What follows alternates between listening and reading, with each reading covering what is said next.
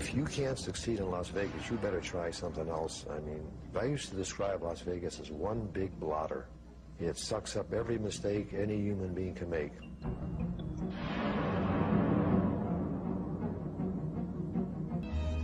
In 1968, a professional gambler named Frank Lefty Rosenthal arrived in town. Lefty Rosenthal was sent out to Las Vegas by the Chicago mob to be Mr. Inside, or in other words, to be the Chicago mob's ultimate authority for the skim and for anything else that happened inside the casinos. Lefty would rise to the pinnacle of all that Vegas had to offer. Casino manager, married to a beautiful showgirl, hosting a celebrity TV program, and swimming in cash.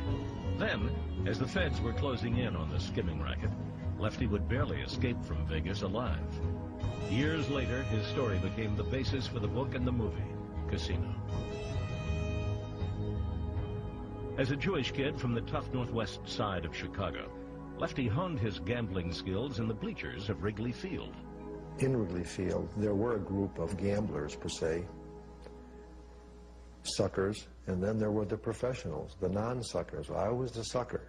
Suckers, as Frank learned the hard way, were the ones who didn't bother to study the odds, who took the wrong side in a bet on whether the next batter would hit a stand-up double. And they sent me home COD. And I'm sure you know what that means. But Frank got wise, so wise that knowing the odds and betting on them became his first profession and his ticket to success. I developed a following as being someone that had some knowledge or success or was lucky, and when that happens, you become someone that people would like to see.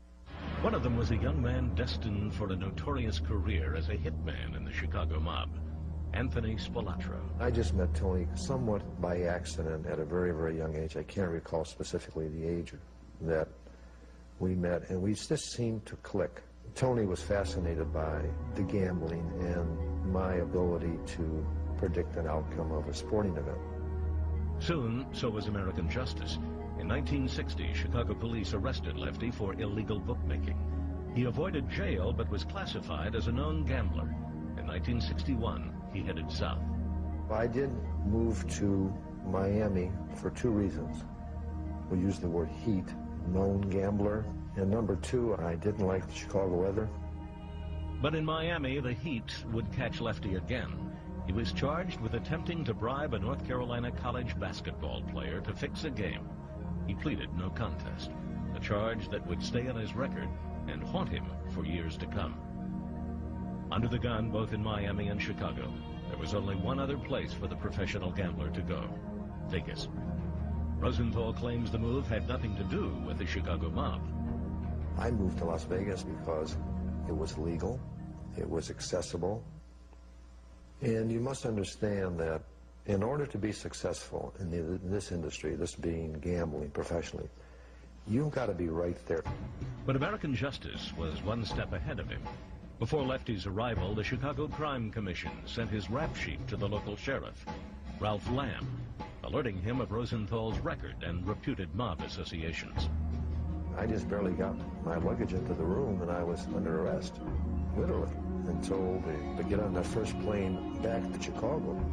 And then I was reminded that Las Vegas deals in frontier justice, and they reminded me of all the holes in the desert, that I want to become a hole in the desert. Certainly I did not. The sheriff had nothing to hold Lefty for, and Lefty was not scared easily, so he stayed in Vegas.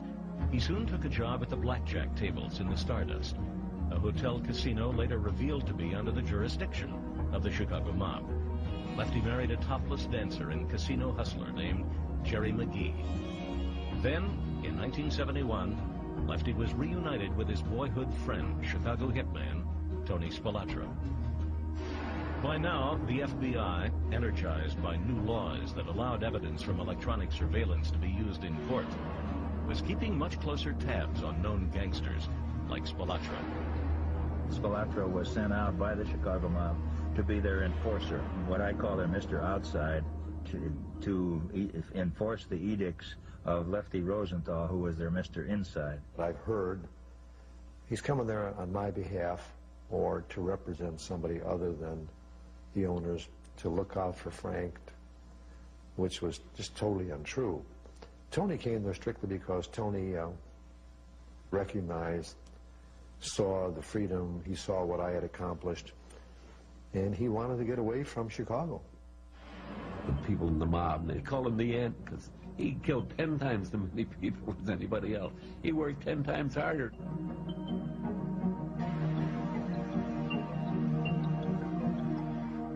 While Frank Rosenthal and Tony Spilatro had grown up in the same rough Chicago neighborhood, they were fundamentally different. Lefty knew thugs. Tony was one. Just a tough little squirt, but had no qualms about shooting somebody in the back. A man, according to law enforcement, responsible for over 25 murders.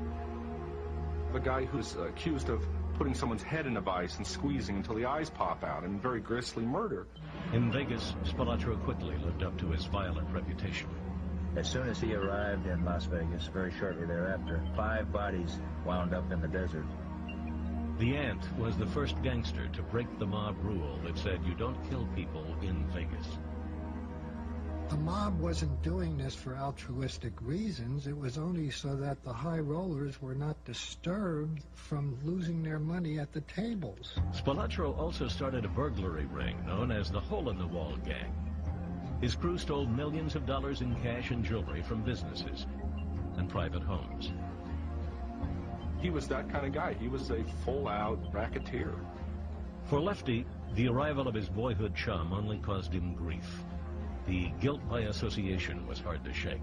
When violence became, in fact, a part of life, there were accusations made against Tony, and anything Tony did within that state was a reflection on Frank Rosenthal.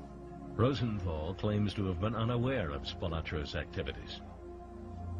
And Tony never came to me about whatever his aspirations might be or his goals, nor did I. I did my thing, he did his thing. But then Spilatro broke another cherished mob rule. He started sleeping with Lefty's wife, Jerry. There was the situation that became a reality about the affair, which is a very difficult subject to talk about.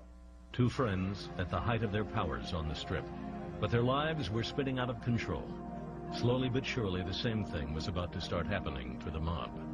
And Lefty would watch it all come crashing down, right at the Stardust. He owns the casino, but he doesn't control the casino, and he is ordered to stay upstairs. And he doesn't have much choice.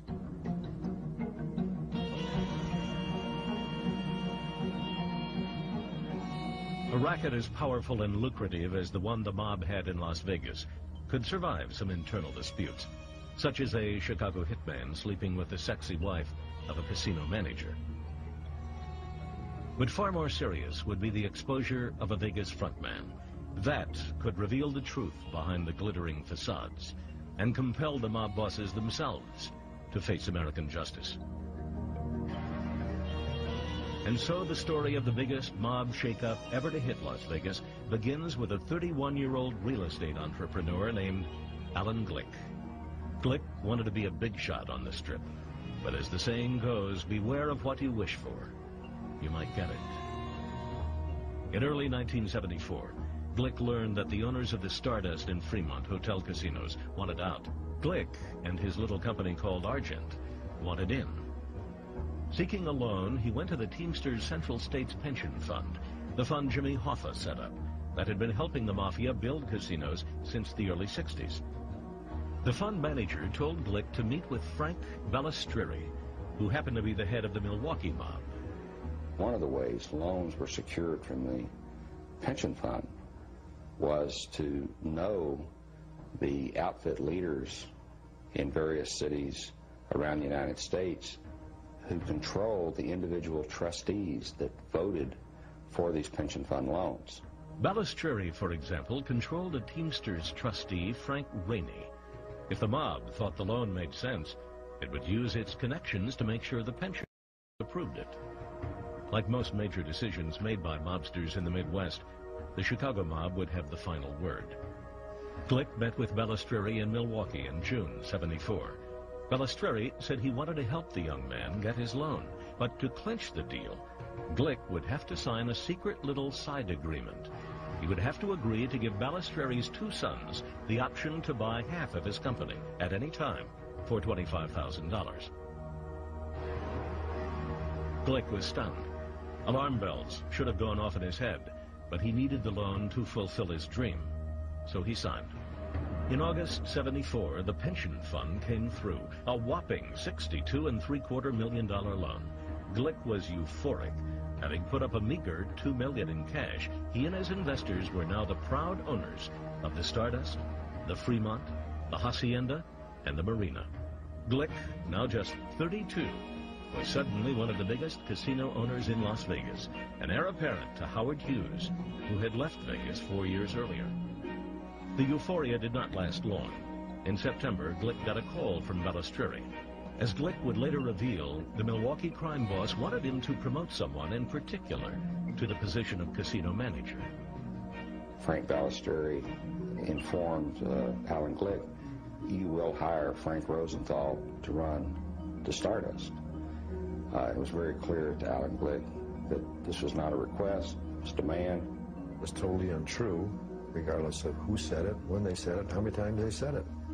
I know exactly what happened. I know what position I held when I met Alan Glick. I know there was one man above me in the table of organization. And I know Mr. Glick's choice for promotion was very limited. But from the start, Glick and his apparently well-connected new casino manager just didn't seem to hit it off. Glick began wondering who was really in charge. First of all, the employees are loyal to Mr. Rosenthal. They're not taking orders from Alan Glick. If he fires them, nothing happens. They don't go away. They continue to operate the casino. Glick challenged him, and Frank Rosenthal basically told him, if you want to live, get out of my way. I'm running things. Only then did Glick realize what was apparent to everyone around him. He had become the mob's frontman, and until they were willing to let him leave, he would have to do as he was told. Lefty Rosenthal, meantime, effectively running the Stardust, earned a reputation as a tough manager. He was a stern taskmaster. If there was a cigarette that was on the floor, he would pick it up himself and then fire the guy who was supposed to pick it up for him.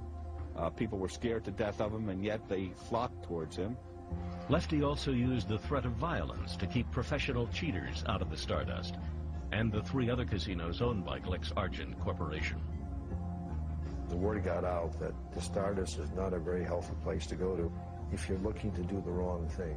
We just made sure that we sent you a very strong message, and we asked you to tell your friends, and if you had any sense of understanding and survival, you just wouldn't come back. I think there was an implied threat. But the Nevada Gaming Control Board was keeping an eye on Lefty. Suspecting that he had more power in the casino than he claimed, the board insisted that he register as a so-called key employee. That meant Lefty would have to get a casino license. Fat chance, given Lefty's questionable past and his association with the likes of Chicago hitman Tony Spilotro. When Lefty did apply, the board wouldn't even give him a hearing. By January 1976, he was forced out of the Stardust. Lefty claimed he was a victim of injustice. My rights are being violated under the Constitution to bring forth witnesses in order to provide you with a fair hearing. Alan Glick may have been happy to see Rosenthal kicked out, but in late 1975, he was faced with a new and frightening turn of events. One of his early partners, a wealthy San Diego real estate broker named Tamara Rand, was threatening to sue Glick and expose his shady dealings with the Teamsters and the mob. Rand would never get her day in court. On the night of November 9th, 1975, she was found dead, shot 5 times, execution style. She was going to testify against Glick before the Gaming Control Board. The Chicago mob decided that, therefore, she was somebody that was expendable. And so they sent Tony Spilotro, to the best of our information, out to San Diego, where Tamara Rand was murdered. Rand was not the only one to end up dead after interfering with the Chicago mob's interest in the Stardust. In May '76, gaming officials raided the Stardust and uncovered a skimming operation in the slot machines.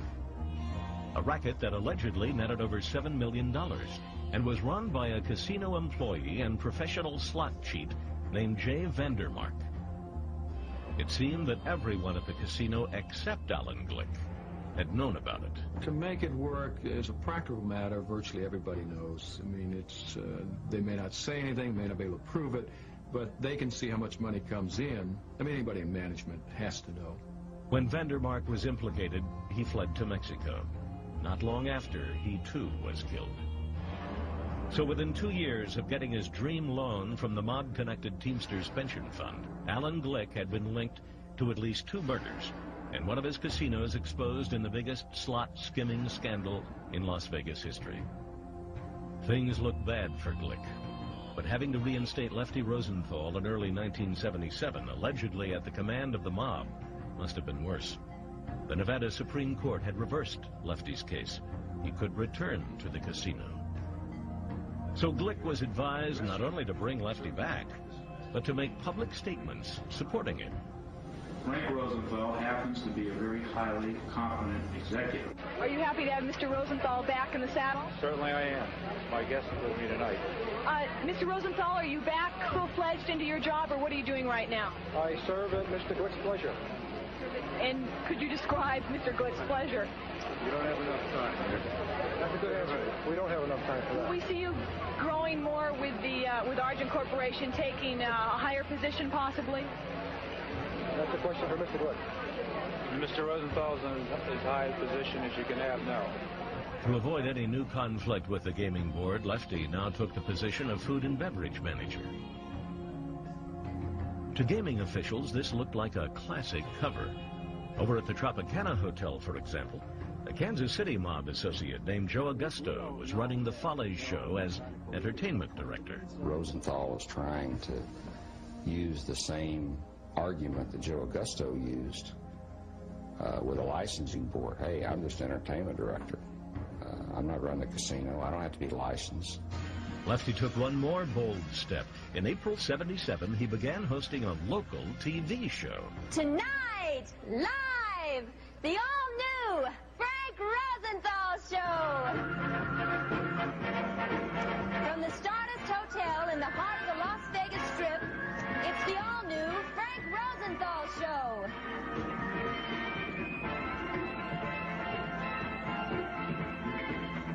I did not initiate that. I was asked would I be willing, through their publicity department, to accept the show designed around Frank Rosenthal. And that was strictly an attempt by the corporation to try to, for lack of a better word, clean me up.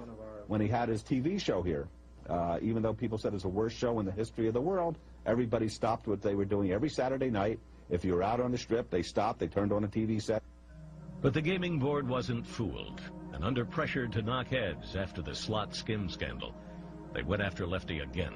This time with shotguns.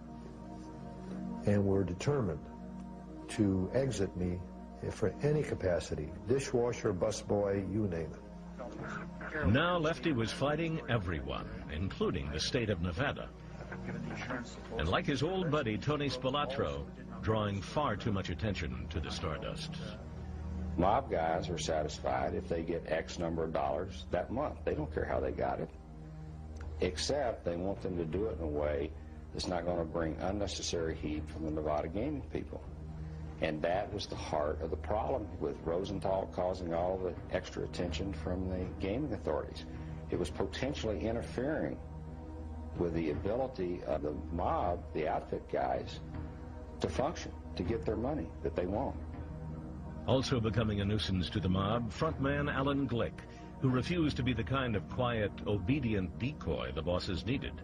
There was trouble in the mob paradise, and it was about to burst wide open. The casino is the easiest thing in the world to skim. There are so many ways that money can go out the door that the whole notion of being caught is kind of absurd, but they blew it out of a sense of greed.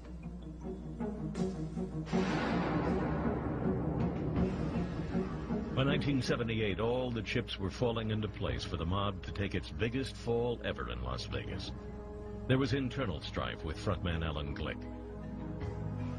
Lefty Rosenthal was losing his all-too-public battle with Nevada gaming authorities. And then, the feds, who knew the mob had been skimming the casinos for decades but still needed solid evidence, got very lucky. Not in Vegas, but in Kansas City, where the FBI was busy investigating a series of gangland murders. One of the places they had bugged was this restaurant, a known mob hangout. On the evening of June 2nd, 1978, they heard a cryptic conversation, clearly unrelated to any murder. Picked up conversations about Genius, Lefty, Teamsters, $22 million, $18 million. The FBI agents heard the men saying that someone named Genius had been ordered to get out, to make a public announcement that he was leaving. Then something very illuminating happened in Las Vegas. Within a week or 10 days, there was a public announcement by Alan Glick that he was selling the casinos. The mob had forced Glick to sell out, and the feds had it all on tape. At that point, our investigative efforts intensified and shifted gears from looking for evidence of a murder conspiracy to trying to document that the mob controlled the Teamsters Union and used that control and manipulation to gain an inroad into the casinos of Las Vegas. Operation Strawman was underway, the most extensive FBI wiretap investigation to date. Bugs went into payphones, hotels, homes, even a lawyer's office. The timing was perfect. Mobsters in Kansas City and throughout the Midwest were talking about Las Vegas. At the time all this occurred, there was some inner turmoil among the organized crime groups and their concern about how Alan Glick was or was not following their directions, how Frank Rosenthal was or was not doing what he should be doing at the Argent casinos. Gangsters were captured on tape talking in great detail about how they skimmed money from Vegas casinos. And for the first time, references to the bosses in Chicago who had final say over the skim. The single most revealing conversation took place on November 26th at the Kansas City home of Josephine Marlowe, sister-in-law of a local gangster.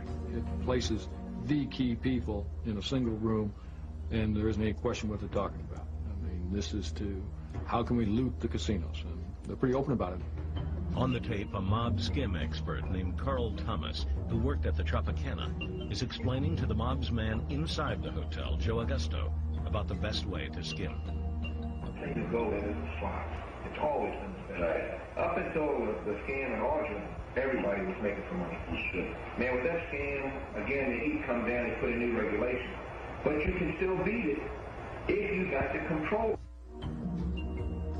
At the Marlowe meeting, the Kansas City mobsters were handling a sensitive internal problem at the Tropicana, a hotel casino in which they had the largest stake. They suspected that some of their people in Vegas, whose job it was to steal the skim money from the casino, were keeping some for themselves. The mob called it leakage. They take the money, they go to the office, they count it down, boom, boom, boom, boom. Now, the bad part about that system, if they say they're taking $2,000 a day, they could be taking $24,000. To solve the leakage problem, Kansas City mob boss Nick Savella first wanted to get an accurate account of the casino profits. So he called a moratorium on skimming at the Tropicana. Mob associate Joe Augusto, who served as the hotel's entertainment director, even suggested a new skimming racket to boss Nick Savella. Siphoning profits from the Lido show at the Stardust and the Folly show at the Tropicana.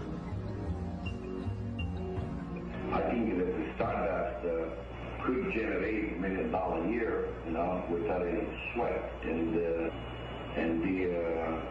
Tropicana, they that's $1 million a year. The way you're making it sound like you think that's a lot of money. But the Stardust could generate $1 million a year. The impression we got from that is the size of the skim was probably a lot larger than we imagined. By February 1979, the FBI had what it needed to take Operation Strawman to the next step. On Valentine's Day, agents executed search warrants in Las Vegas, Kansas City, and elsewhere. During a search at the home of Kansas City mob accountant Carl DeLuna, the feds found their next pot of gold. He was the keeper of the funds. He kept such meticulous records. Most business concerns would be happy if their employees kept such good records. DeLuna used code names to record who got the skim money and what hotel casinos the skim was from. There was a record of monthly payoffs made to former Teamsters president, Roy Williams. DeLuna also kept notes on meetings he and boss Nick Savella had with leading Chicago mob figures, including boss Jackie Cerrone, hitman Tony Spolatro, and the mob's key man at the Teamsters pension fund, Alan Dorfman. Rarely do mobsters do the FBI's work for it so thoroughly. It told a very beautiful story. It told a very accurate story. Now came the long, hard work of telling that story to juries. An 8-year marathon of American justice, run by lead prosecutor David Helfrey. At its climax in the fall of 1985, the shadowy men who controlled the skim at the Stardust Casino, men like Chicago bosses Joey Aiuppa, Jackie Cerrone, as well as Milwaukee boss Frank Balistreri, would stand trial. Clearly missing from the list of defendants, Frank Lefty Rosenthal, even though his name did appear on the skimming notes kept by mob accountant Carl DeLuna. While there was occasional mention of Frank Rosenthal, it wasn't specific as to any particular act. And collectively, the attorneys felt there was insufficient evidence. American justice spared Lefty. He would never have to testify under oath about what happened to him in Las Vegas, and whether he really did wield his power in the casinos through the Chicago mob. Others were not so lucky.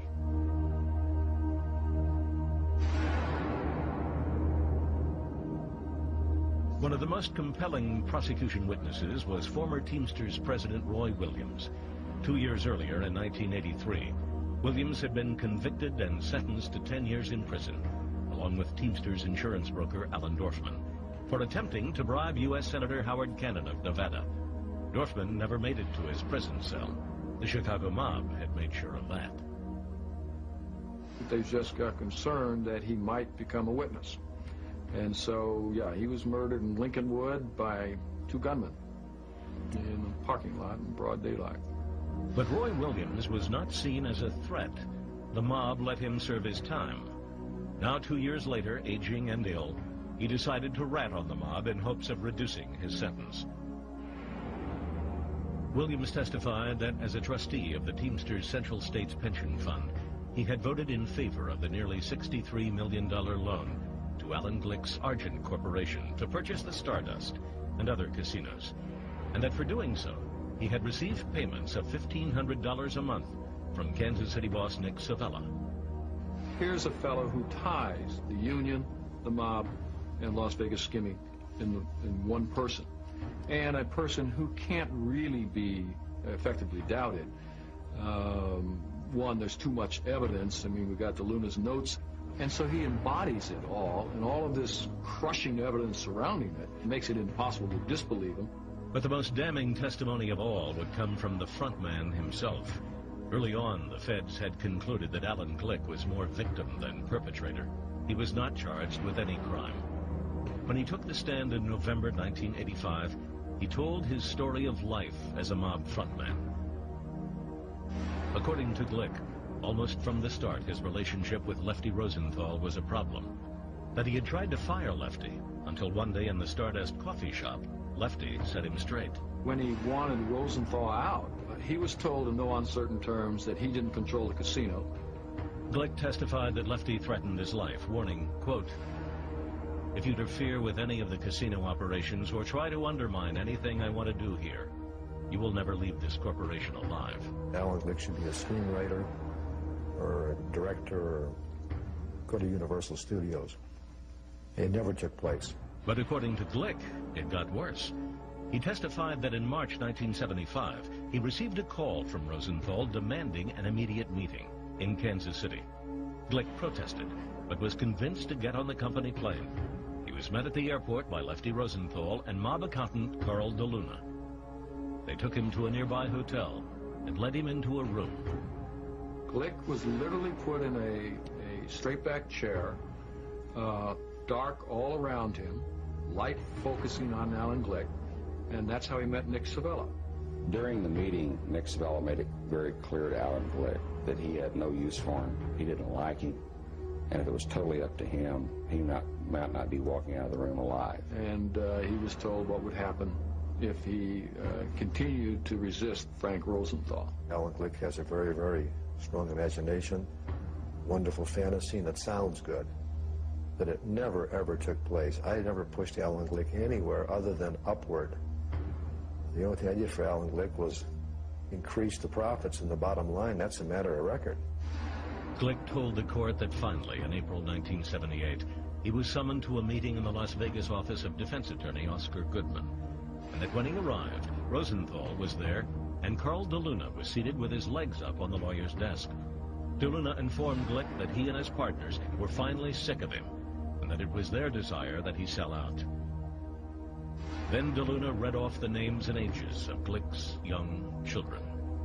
Alan Glick, based on that threat, did exactly what he was told within the time period he was told. With Glick's testimony, the government had made its case. The defense had little of substance to offer. But not all the justice was being meted out in the courtroom. The mob failed in their job. They permitted the only, and certainly the most extensive, penetration by the government of this whole operation that had ever occurred to date.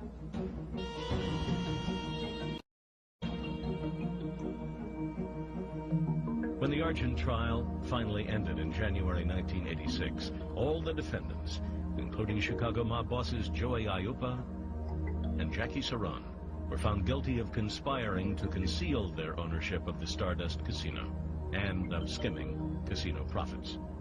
Prison terms ranged from 16 to 28.5 years. Separately, the Kansas City mobsters had faced American justice for their part in the skimming of the Tropicana Hotel. Among the defendants, mob notekeeper Carl DeLuna pleaded guilty. Kansas City boss Nick Savella was indicted, but died of cancer before the trial began. Charges were dropped against skim expert Carl Thomas and Tropicana inside man Joe Augusto in return for their testimony. But outside the courtroom, the deadly rules of mob justice had still been in effect. On the evening of October 4th, 1982, after a quiet dinner at a Las Vegas restaurant, Frank Rosenthal got into his Cadillac. As he turned the key in the ignition, he saw flames. I don't have a total memory. You don't really remember everything that took place. I was on my way home and I heard the kaboom, and I looked over and there's this car on fire. I remember escaping. I'm not sure what happened before I escaped. I saw Mr. Rosenthal jumping out, and he's here, sort of standing up, and his eyes are very wide, and he's very excited. I wasn't even conscious of the fact that there was a bomb until I was out of the car and heard the secondary explosion. And it was a blow, physically and mentally. Frank does not speculate publicly about who wanted him dead. The car bombing remains unsolved. But two factors point to the mob. Frank had been named an Operation Strawman and could easily have been seen as a potential rat. Secondly, Rosenthal had a violent enemy in his former friend Tony the Ant Spilotro, the Chicago hitman who years earlier had an affair with Frank's wife Jerry. The FBI speculated that hard feelings between the two men may have led to the bombing. It was not long after the attack that Jerry, who had since been divorced from Frank, had a fatal drug overdose. Jerry died approximately 4 to 6 weeks after I was bombed. There was no correlation to that. The fate of Tony Spilotro completed the circle of death and violence. Spilotro had been indicted in Operation Strawman. Due to bad health, he did not face trial, but wiretaps of Tony denigrating fellow mobsters had been played in court. Then, in 1985, Spilotro faced charges for the vicious murder of a government witness whose head Tony had allegedly crushed in a vise. The Chicago mob had seen and heard enough from Tony the Ant. In June '86, he and his brother Michael, who was also awaiting trial for extorting prostitutes, were driven to an Indiana cornfield 4 miles from a farm owned by former Chicago boss Joey Aiuppa, who is now in prison.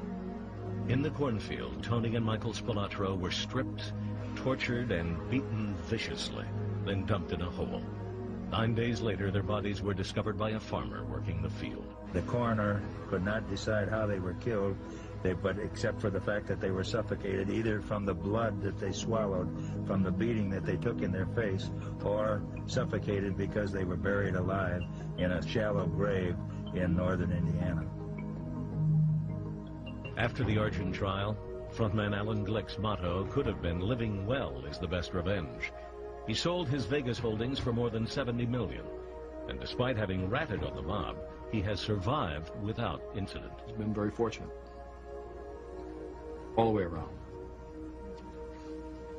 I mean, the government could have taken a different attitude towards him as well. The man Glick sold out to, Alan Sachs, was himself alleged to have had strong ties with organized crime. Following new allegations of skimming at the Stardust, Sachs was forced out, and Nevada officials took over the casino. Lefty Rosenthal, meantime, had retired to run a bar and restaurant in Boca Raton, Florida. But he went on to fight one more losing battle in Las Vegas. In 1988, Nevada officials put Rosenthal in their infamous Black Book, which meant Lefty was permanently barred from all Vegas casinos. It's strictly politically motivated, and I understand why, because all you need to do in Las Vegas, Nevada, is just raise the name Frank Rosenthal, and you become a shining star overnight. According to Lefty, he has not let the Black Book keep him from doing what he once loved best, being part of the Vegas action. Well, I could sneak in. Oh, you didn't know that. I'm capable of wearing a beard and a wig and a mustache, just like anybody else is. I mean, piece of cake. I sneak in and out of Vegas all the time. But as a result of the Argent skimming trials, the Vegas Lefty sneaks into may no longer be a town ruled by the mob. It pretty well decimated them. It exposed the corrupt connection between the Teamsters, Las Vegas, and the mob, and hopefully led to new groups of people going into Las Vegas without the mob connections. It can't be a family town and be mob controlled. To my knowledge, there is no mob that exists in Las Vegas as we sit here this moment. If there is, no one ever told Frank. The best thing that can be said that it's inconclusive in some areas.